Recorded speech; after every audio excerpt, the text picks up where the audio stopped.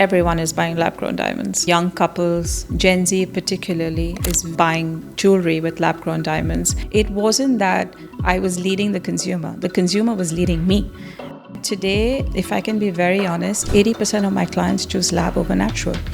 What's your stance when people ask about resale value of lab-grown? It marks a milestone, it marks a meaning. Buy it as an emotional investment and not as a financial investment. The definition of luxury has changed. In my opinion, luxury is experience. That mindset has to be taken very seriously because you have so many options where you can spend your money. And if you want that person to spend at your store, you damn well deliver. Everybody's buying lab-grown diamonds, whether they disclose it or not.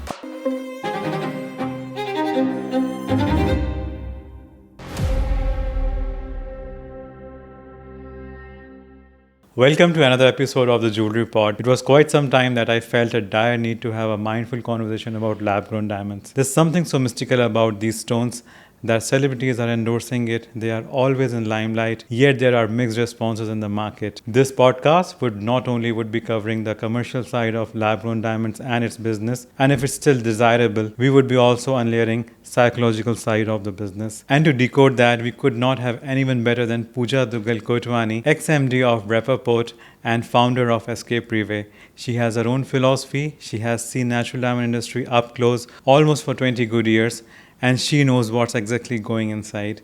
Let's join our hands to welcome Pooja on Jewellery Pod. Hi Pooja. Hi Krishna, thank you so much for having me. It's a pleasure. Our first interaction was way back in Lab Grown Symposium. Correct. By DMCC, and your thoughts were something that should have been known to more and more people, and I believe we are in touch since then. Yes. I'm so glad we could do that today. Thank you again for having me. It's an absolute pleasure. And while having that conversation, you also told me that you started your journey with Repoport. Correct. And as on date, your business is purely about lab grown. You're a private jeweler, so you're doing both kind of orders. Correct. And doing customization, you're doing commission orders. So what is this all ecosystem about lab grown, which is, some people say it's greenwashing, some people say that it's just another entrant in the market, but as we who are in the industry for so long, right, and probably are foolproof of the misinformation, how would you like to start? So I think I want to start with giving you a little bit of my background. I think that'll help sort of explain the journey that I've experienced so far. My journey with diamonds and jewelry starts way before I joined Repoport. As a little girl, I remember joining my mom to many showrooms, and she's an avid shopper of diamonds and jewelry, loves collecting pieces and has an amazing collection, which I often borrow. With her, I sort of got to see the retail experience from a very young age. And from there, it grew on to, doing a little course in the summer when I was 15 years old. My mom did a course to understand diamonds so she could buy better. And then it was summertime for me. I was off school and she said, hey, you're off school, you got to do this course with me. So we both did the course in a little place in Jewellery Bazaar, which is very well known to most Indian diamond houses. And after that, I think that was really when I decided this is the industry I want to grow up in and I want to form a career for myself. And then I went to the GI, I graduated from the GI, came back, joined Repoport. One of the best decisions of my life, because I don't think you could get better mentoring, a better guru, a better, a person that has so much value, integrity, and unmatched philosophy in today's times. And so I really owe everything to that company and to Mr. Repoport himself. And the transition from natural to lab, it wasn't like overnight or anything. And I've really seen the highs of the natural diamond industry where, DIF, the prices shot up like crazy. And it was a thing. Everyone wanted to hold on to it because it was like, wow, we're going to see what happens next. And then when it came to the 2008 crash with Lehman Brothers and everything, a real significant low in the diamond industry. I remember we took down the prices in Repoport and everyone was going ballistic, but obviously that was a true reflection of the market at the time. So we've seen how internal and external economic factors really impact the natural diamond industry. So when I finished with my tenure at Repoport, I opened my own business, which was doing natural diamonds with gold at the time. And the last 3 years, a lot of my clients, would come to me and say, so tell me about lab grown diamonds, and they're not necessarily looking to buy at that time, but because there's a trust relationship you have with your clients, they want to know more. So the question was more about understanding, is this the real thing? So the Gen Z had never seen synthetics like moissanites or cubic zirconias. But the older generation have all seen different, stones or materials that came out that promised to look like diamonds. But this is different, right? So when they saw, they said, okay, it moved from understanding more to can I see? From can I see, it goes to price. The minute they understand the significant difference between a natural and a lab-grown diamond, it's obviously going to lead to questions in their head, And this conversation went on for 6 to 8 months with some of our clients, and a few of them actually made a fundamental shift and said, hey, you know what? I'm traveling so much. I've got young kids, young girls, that I don't necessarily want to give them natural diamond studs, but I want them to have a few small pieces. Or I want a bracelet that I'm not worried if I'm in the south of France or in Europe somewhere. I don't mind if I'm traveling with lab-grown diamonds. So a lot of our initial orders started from really stemming from this problem of travel and having that stress-free movement with their jewelry, so it fit into their lifestyle. So we saw this small shift, and then, of course, a lot of people aspire to wear diamonds, especially if you look at markets like India. It's such an important tradition for us to be able to wear jewelry on a daily basis for every occasion we gift. It's food and jewelry, basically, and clothes, of course, is very meaningful as well. So what happens is that it was a natural movement from natural diamonds to lab-grown diamonds. It wasn't that I was leading the consumer was leading me.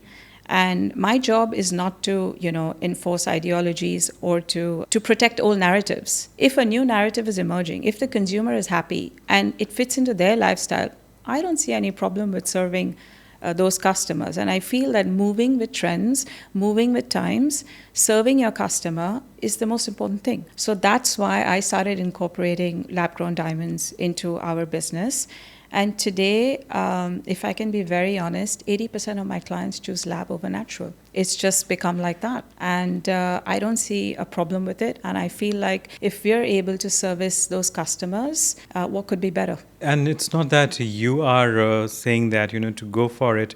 And this is very evident that your demand was customer driven, not Correct. you coming from a very comfortable background with accomplished career where you could have continued with natural, but what you've just told, that there was no other force than your consumer request that made you choose. And this is the soul of the market. Accept it or deny it. People want to live in denial though, but that's the plight of the business as of now, that probably after doing so many conversations around natural diamonds and lab-grown diamond, I could literally say as on date that it is market driven.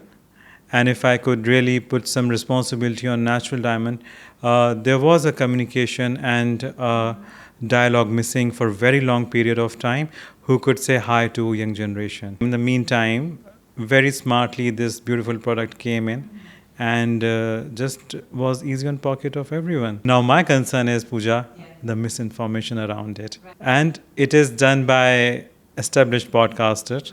It is established news channels, which is the plight. Have you felt this pinch ever in your business? Did it ever bother your deal, or people were questioning you that, should they really go ahead with their orders or they should invest in lab grown? Yes, and I think you've raised a very important point, because there is a lot of misinformation out there. When we interact with customers of different kinds on a daily basis, every now and then we are, educating the customer, telling them what is the truth about lab-grown diamonds. And personally, I feel like there are several layers of misinformation, and our industry relies on transparency, on the truth, because these are the things that convert into sales. If your buyer doesn't trust you, very rarely is that going to convert into a transaction or a relationship with the customer, because I think that is key.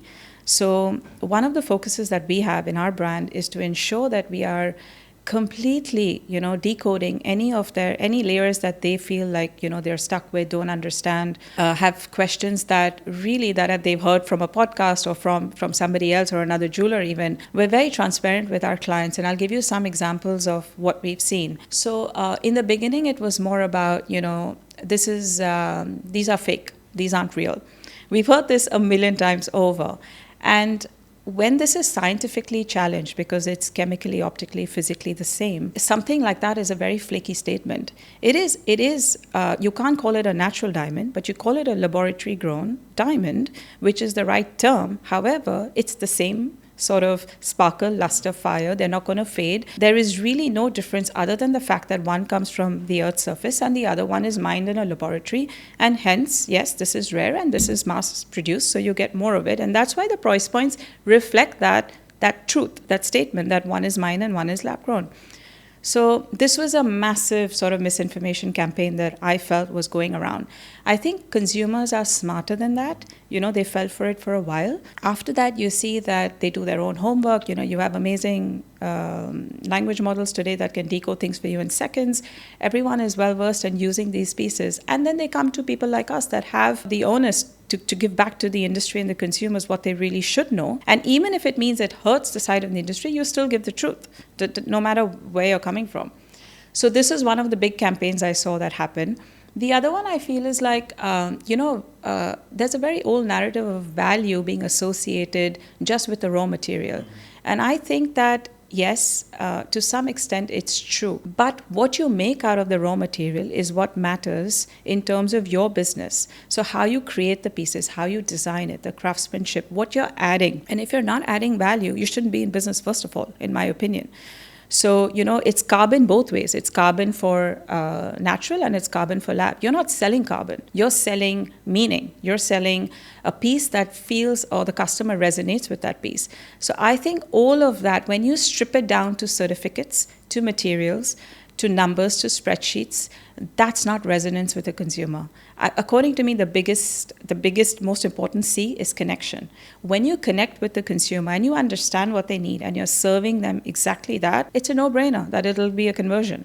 However, if you're just stripping off emotion and you're just talking about value from one angle, I think that was a sort of a very deep layer of misconception, if I may say, or misinformation. And lastly, we saw that a lot of clients said, oh, but this is temporary, maybe like I'll invest in one or two and then it'll be a thing for when I travel. But I don't see people wearing sets for weddings and all of that, which again is completely untrue because we've commissioned so many pieces for bridals. We've done so much business with families that were traditionally only using natural diamonds, and today they don't mind. They don't mind because they're like, okay, this makes sense because, weddings have massive expenses and you're getting the same sort of layout, the same look, same everything for a different price point. So why not? So I feel like these sort of misinformation campaigns people have become less resistant to it and they're more aware of what really the options are and they're choosing with intention. It's not about people that can't afford. It's about making a choice by intention. So I feel that's where I've seen the shift from where it started to where we are now. And there's another stigma attached to it that they do not want to be verbal about it. They wanted to keep it under the wraps that they are wearing lab. So is there any psychology behind this or they do it on purpose? Is there some shame associated with telling people that I'm wearing a lab-grown diamond? So there's two ways of looking at this, in my opinion. And, to me, luxury is anyways about privacy. What you own, what you have is sort of private to a lot of families.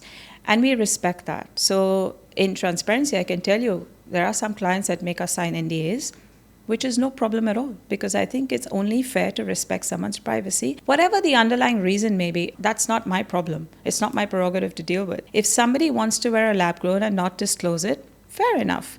But we have a ton of clients that wear lab-grown and happily post it on Instagram, happily share it with their family. In fact, they feel they've made a wiser choice and they're using that same money to invest in a property or in another business or in their startup or whatever it might be, or their child's education. The aspiration of having your own diamond of the size that you really want, fulfilling that has become more important than protecting the fact that I'm wearing a lab-grown diamond today.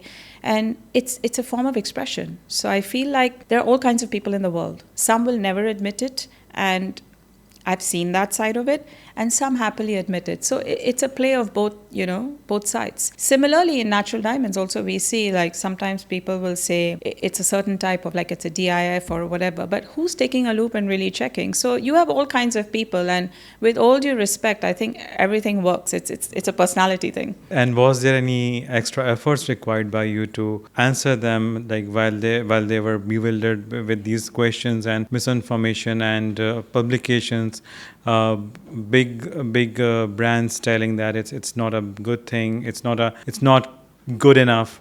Yeah. So what was your stance those days? Because this is core of your business. Right. And left, right, center people demeaning it. And I'm not talking about like random people, like random population. I'm not talking about Yes. trollers. I'm talking about big business houses and big names of the industry. So I feel like when you talk about big business houses, the trend has been that they have invested in lab-grown diamonds. So if you look at With other name. If you, with other name. With other names, yes, a lot of them, and some openly. If you look at recently, Titan Tanishq, the brand, they've come out with an entire lab-grown division. Now, this speaks volumes for a country like India, first of all, which is one of the world's largest consumer markets. They see the potential. They see that this is not a temporary thing. It's not a fashion moment. It's not a seasonal thing. It's something that's here to stay. That's why, large companies that produce natural diamonds have invested, 3,000, 4,000 units to produce lab-grown diamonds. So are they actually attacking their own parent company? Not really. They're just expanding their portfolio, which makes complete sense. So similarly, we educate our customers we give them the full picture, and we tell them. And by the way, it's not about leading them to feel like this is right or wrong. It's about educating and allowing them to make an informed decision based on truth, not based on misinformation that's been, flooding the internet. And if you're the kind of person that values your freedom, like I'll give you my own example. I have beautiful pieces in natural, but I'm not ashamed to add, or I'm not hesitant to add lab-grown pieces because it works for my life. It completely works when I travel, when I'm doing destination weddings, or I want to explore with a certain cut. Like if I want 6 octagon cuts, specifically in a certain size with a custom, or I want my son's initials on my hand, or my daughter's, or my husband's. These are the things that I can create with lab-grown diamonds, and not necessarily with natural, unless I have crazy deep pockets. I want to allocate those funds for those kind of ideas that I may want to bring to life. So I feel like education, transparency, and then letting the customer making informed decisions is the right approach for this play of business. And Pooja, if I may ask, who are your clients? Who is buying these lab-grown diamonds from you? Are these expats? Are these Arabs? Are these new money people? Who is exactly your customer? I think that's a great question because the short and honest answer is everyone is buying lab-grown diamonds. And when I say everyone, I mean, young couples, Gen Z particularly, is very keen on buying jewelry with lab-grown diamonds. The least resistance comes from there. We've seen women that want to gift themselves, want to add to their collection. We have clients that are men that are upgrading their wives' rings, especially for couples that travel a lot. So they have their beautiful natural diamond, and then they want to get a bigger 5, 6, 7, 8, sometimes 10 carat rings for their wives. We see a lot of men who are getting engaged come to pick up lab-grown diamonds rings as well. And the most important is families that are commissioning jewelry for lab-grown diamonds. So we see, like in our tradition, in our culture, and also in the local culture, there's a lot of gifting of jewelry that happens. So the same piece is made 11 times, 12 times, the same set is made. So now we're seeing that translate into business for lab-grown diamond jewelers, where the same pieces are being made over and over for wedding gifting, for jewelry gifting. So this has become a huge cultural thing here as well, and in India too, where you're meant to give the families certain gifts. So that entire, I feel like whole chunk of the business has moved from natural to lab, except for families that still believe only in giving natural, which is completely, fine and respected in the industry as well. But we're seeing a play of these kind of consumers coming to us. So to answer your question, everybody's buying lab-grown diamonds, whether they disclose it or not, or don't. They're still buying the jewelry. If you look at the type of pieces that are particularly moving, it's a lot of like jewelry with studs, so tennis bracelets, earrings, necklaces. All of this is very fast moving because the price points there are significantly different when you're looking to buy a 10 carat earring pair or a 5 carat earring pair or a tennis necklace made out of 1 carat in a lab versus a natural. So everyone's buying lab-grown diamonds, and also the women that have a massive jewelry wardrobe with natural diamonds, they're also adding to their collection with lab-grown diamonds because they're the type of people that travel. They're the type of people that want variety all the time, and every time to make it in natural, it may not make sense for at that point in their lives. So they're very happy to experiment with lab-grown diamonds. And this, I think, is sort of shaping the way how people are thinking. So we've seen a fundamental shift in consumer mindset of, moving from adding that one piece of natural maybe in 6 to 8 months versus adding a piece of lab-grown diamond jewelry maybe every quarter. So they're buying more jewelry, and then maybe once or twice a year they'll buy that amazing natural diamond necklace or piece. But the smaller stuff is continuously moving in lab-grown diamonds. So more and more classics like tennis and toy towers are moving fast. Yes, moving very well because...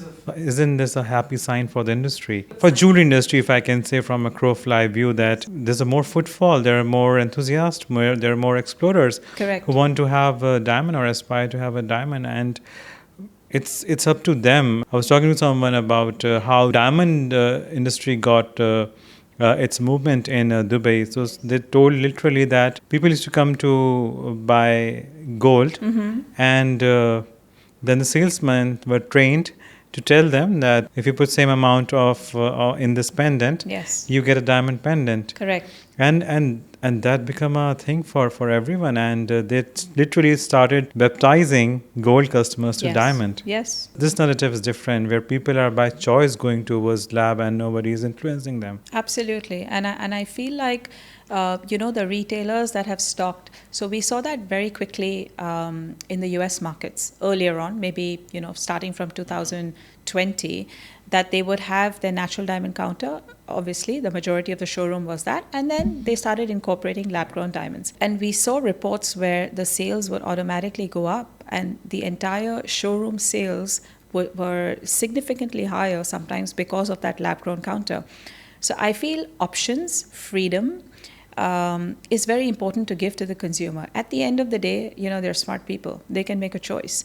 But not giving the option sometimes is what sort of holds you back from serving or following consumer trends. Mm-hmm. And having said that, do you feel there are certain economies that are growing at fast pace in terms of consumption of lab-grown diamond? Do you think India is upcoming market, or it has already gained the moment, or US is already winning at? So I think both these names that you've taken are very significant. If you look at the statistics in the US market, if you go back to 2018, 2% of engagement rings featured a lab-grown center. Today, as we speak, it's almost 55%.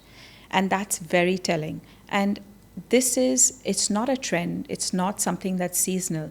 It's a proper structural shift that has taken place in the diamond and jewelry market globally, because it's getting engaged is one of the most emotional things between a couple. And if at that point they're choosing lab-grown diamonds, it's very telling. It means that they're not holding on to the old values or the old traditions. It's a massive consumer mindset shift. And I feel like the industry has to embrace that. And a lot of them have. It's not like they haven't. And that's why there's such a boom in this industry, and there will continue to be in the next 5 years. But looking at the other market you addressed, which is India, my homeland as well, India, I think, is one of the most significant players, both from production and consumption side. So if you look at the global diamond and jewelry market today, we stand roughly, 400, 450 billion, something like that. Out of that, 85, 90 billion is the US. Another 90, 95 maybe billion is India. But look at the difference between India's GDP and look at the difference between the US's GDP. US is 7 times larger. If you convert this into the consumer scale, how many consumers are coming out of the Indian market to give that kind of value to support sales? And these are women that have grown up learning that jewelry is a must for every tradition. We give gold, we give small pieces at every meaningful occasion in our lives. And because of the price points, they were always stuck to exchanging gold between families, gold coins or silver for the slightly second, third tier cities that couldn't maybe afford it. But today, the lab grown is replacing that tradition. So the woman that has always dreamt to have their dream, 2 carat, 3 carat, whatever it might be, there's accessibility today, and that's a huge game changer. If companies or if production is able to meet those demands, and the demand is exponential, that's why so many companies in India, including a big name like Titan, has ventured into the lab-grown business. And even, I've read somewhere that even Tiffany's parent company, LVMH, has also invested in technologies, and they're experimenting and doing private, showings for some of their key customers. All of this explains where this market is headed to. So in my opinion, it's a very clear direction that in the next 5 years, there's going to be exponential growth that we may not be able to handle. So I think being prepared, being alert, and sort of stepping your foot into the game, if you're thinking about it, makes complete sense. And are there any risks associated with the lab-grown business? There are risks with every business. I feel not knowing your consumer or your market, not knowing your target audience is a risk. Not knowing your sweet spots with price points is a risk. Not buying raw materials at the right price is a risk. Not educating your customer is a big risk, because trust and transparency, convert to sales. And we've seen that throughout history, because if somebody feels comfortable with you, they trust you, they want to buy from you. And speaking the language of the consumer is most important. If you're talking numbers, spreadsheets, certificates, gold grams, and just clarity and proportions, it's boring as hell. Who needs to know that? Fine, they know you're going to sell them a good diamond, that's why they've come to you. However, storytelling, craftsmanship, design, understanding why this customer has come to you. Is it a birthday? Is it an anniversary? That deep connection, the biggest C connection, is the most important thing when I feel like brands are at risk if they're not making a connection, resonance with the client. These are the obvious sort of risks. And then you have to play per market. So if you're in India, you'll think differently. Consumers are different. If you're in the US, you'll think very differently. And if you're in this culture, you'll think very differently. So I feel like adapting to your local atmosphere or your environment is super important. And you dealing with your clients day and night with different generations and different occasions, how legit it is to still buy a lab-grown engagement ring? It's super legit. It's working. You cannot gift your first ring as lab-grown. So are these just myths, or it's practical market says something different? I feel like when couples are independent, when young couples are independent and they're making their own decision, they're very confident about how they want to spend their money. And when young couples are independent, you have a certain pool of money. You already know how much you can spend on an X amount. And if the wife or the to-be wife wants a 5 carat or a 3 carat, and it's not affordable in a natural, the option of lab automatically comes into play. It's not something that is, how can I give? They're husband and wife or fiance, and they're having open conversations. And like going back to the US market, from 2% in 2018 to 55%. I mean, all of these guys are getting married to stay with each other, not fight over a lab-grown diamond after the engagement. So clearly there's a cultural and a fundamental shift in how people think. And traditions, narratives, all of that, legacy, everything is protected to a large extent. But people today want to make their own decisions about how they want to spend their money. And yes, some families absolutely will not touch a lab-grown diamond. Some people will absolutely not touch a lab-grown diamond. And I completely respect that, because everyone grows up with different values and we have to respect everyone's individuality. That's what we do. But to say that people are not using lab-grown diamonds for engagements is completely untrue. There were some cases that surfaced up where, without information or knowledge of why she was gifted a lab-grown diamond as engagement, and that was a big taboo. I think that relationship itself is at fault then. I mean, if you can't be transparent with your partner, why be in the relationship? But that's very personal, so this may not be applicable to, people that don't think in this format. But I feel that's very personal. And the industry has to start with education, transparency, exactly telling people what they are buying, and sort of create that culture where we talk very openly about price points, we talk very openly about, the value differences or perceived value differences. And I feel like relationships where you can't be transparent, that's a whole other discussion, which I'm not sure I can contribute much to. Let's not blame lab-grown. Yeah, let's not blame lab-grown, exactly. What's your stance when people ask about resale value of lab-grown? There are several questions about depleting value of lab-grown. What's that? So again, we're very honest with our customers, and we tell them, look at it as an emotional investment. If you're looking to make money out of this, or you're looking to see the future, and I'm going to play off with this diamond later on, that's not the reason to purchase that lab-grown diamond. The true reason is an emotional investment. It marks a milestone. It marks a meaning. It adds value to your life in a where you feel happy in a certain look or design or a creation, or you just feel beautiful. You wanna uplift an outfit. You wanna dress nicely to a wedding. Those are the reasons, and that's why emotion, storytelling, connection, selling for the right reasons matter. It's no longer like a financial investment. So we're very transparent with our customers. Buy it as an emotional investment and not as a financial investment. That makes a lot of sense, and on so many levels. Pooja, when you started your own brand, you had your own philosophy, you had your own experiences, you have your own ideas to interact with clients.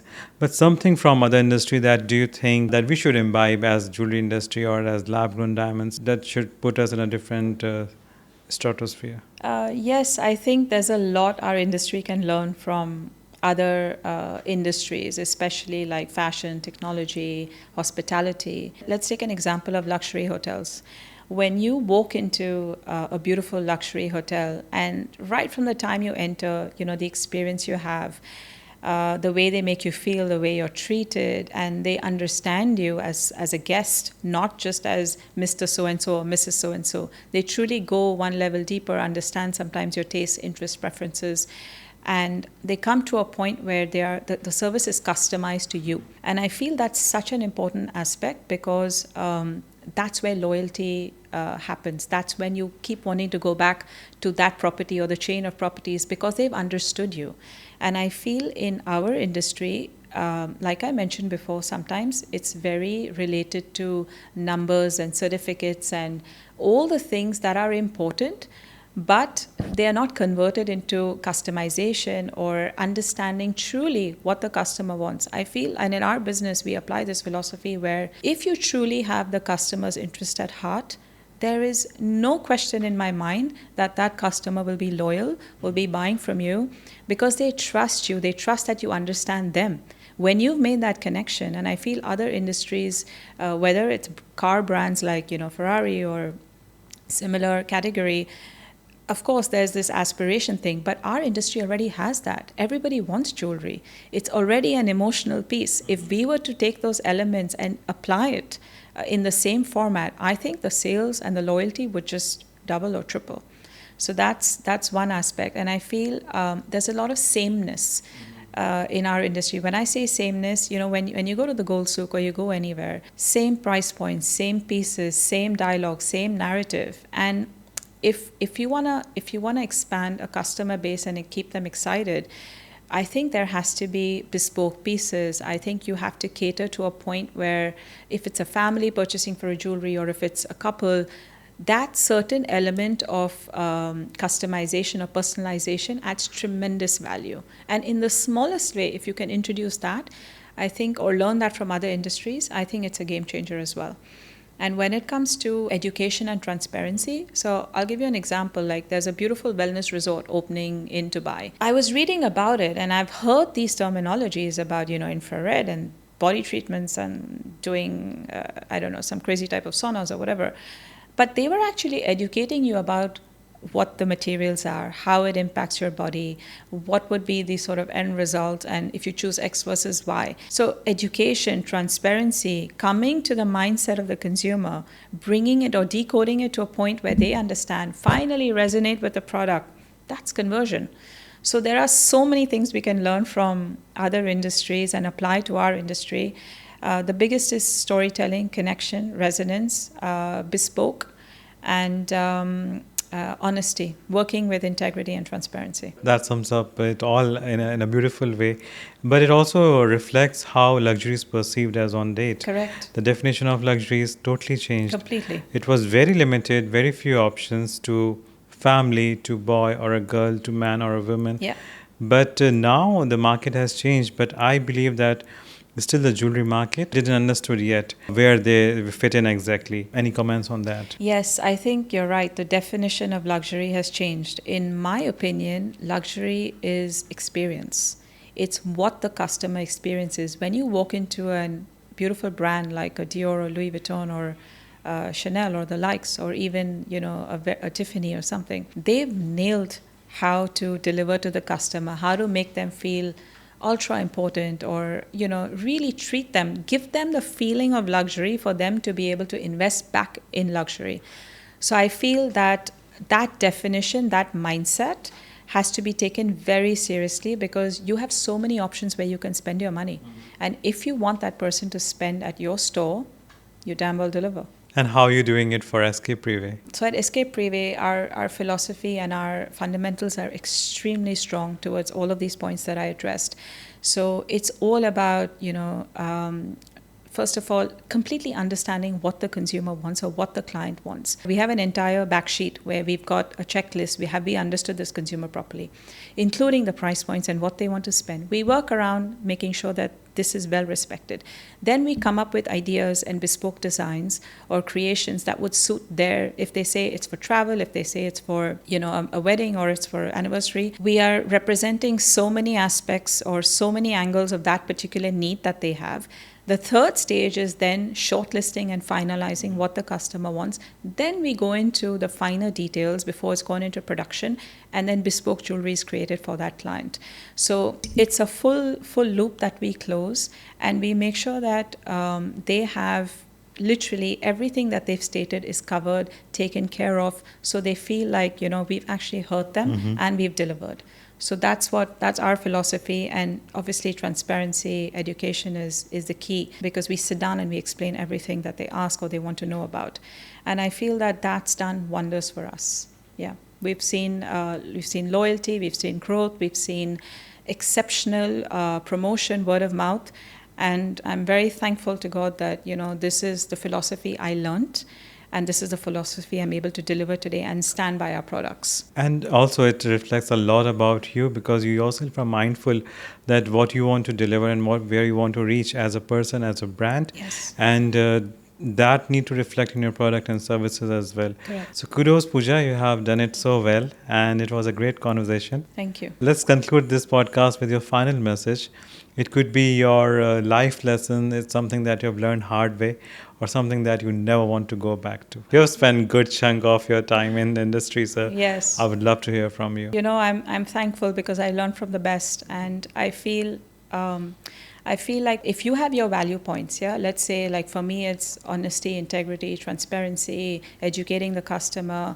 Then obviously comes the technical of craftsmanship, design, details, and making sure that the piece is really like a luxury experience for the customer. So I feel like when you stay true to your values, it has to be a win-win. Whatever industry and whatever nature of business you might be in, I feel like staying true to your values, staying true to your customer, staying true to your business and your line of thought, and finding your niche and servicing that niche has been our success formula. And it's really taken me from point X to point Y.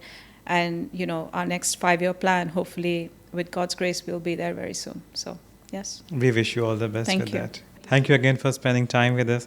It was lovely having you on this platform, and you definitely hit a different note. I hope this podcast sets a different tone, and it also sets a good example about right information about this product. Thank you so much. I really appreciate you having me on it. It was an absolute pleasure, and I wish you all the best. Likewise. I do hope this was value addition to your time and information. Something that we have missed, I would love to hear from you in the comments. This podcast is distributed across 7 different platforms, and the description is given in the details.